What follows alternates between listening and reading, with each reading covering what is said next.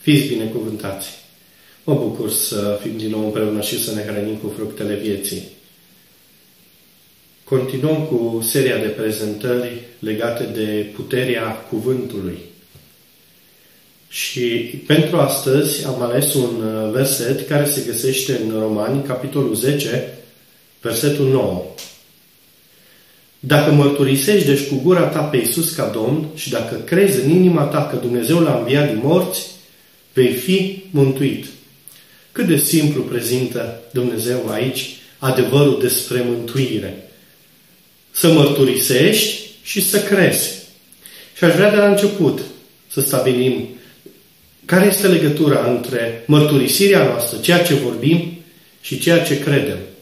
Nu se poate să crezi în inima ta și să vorbești despre altceva. Credința este demonstrată prin ceea ce vorbim. Credința nu poate să stea ascunsă. Ea trebuie semănată prin vorbire.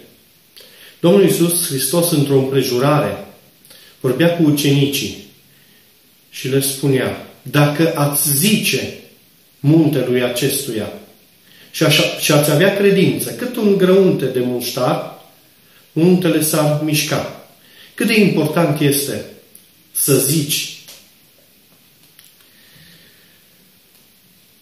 De asemenea, o vorbire care nu este acoperită de credință în inima ta este fără putere.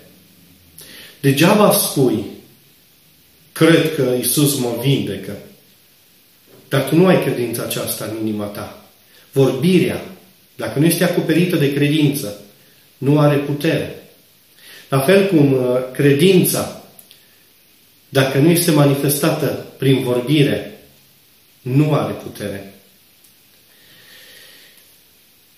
Cuvântul Domnului spune că credința vine în urma auzirii.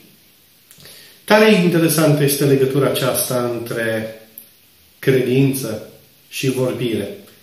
Pentru că ca să ai credință, trebuie să auzi. Trebuie ca cineva să vorbească. Și spune Roman 10:17. Astfel, credința vine în urma auzirii. Iar auzirea vine prin cuvântul lui Hristos.